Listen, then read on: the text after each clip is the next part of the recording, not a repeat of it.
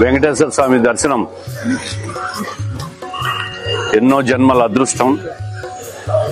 5 సంవత్సరాల అరాచక పాలన అయిపోయిన తర్వాత మళ్ళీ ప్రజలు కాంక్షించే తెలుగుదేశం పరిపాలన వచ్చిందని, రాష్ట్రం అన్ని రకాలుగా బాగుండాలని, మంచి పరిపాలన అందిస్తున్న చంద్రబాబు నాయుడు గారికి కూడా ఆయుర ఆరోగ్యాలు ఇవ్వాలని కలియుగదైవాన్ని ప్రార్థించాం.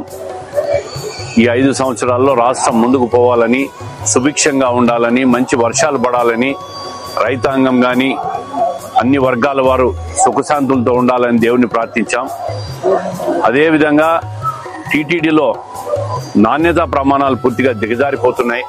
గత 5 సంవత్సరాల్లో ఉన్న పరిస్థితి ఇప్పుడు కనిపిస్తూ ఉంది.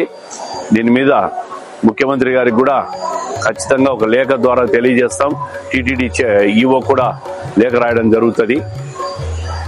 మళ్ళీ టీటీడీని ఒక అటానమస్ సంస్థగా భావించి దీంట్లో ఏ రాజకీయ జోక్యం లేకుండా ప్రతి సామాన్య భక్తునికి కూడా దర్శన భాగ్యం లభించి నాణ్యత ప్రమాణాలు పాటించాలని చెప్పి టీటీడీ అధికారులు కూడా విజ్ఞప్తి చేస్తూ ఉన్నాం.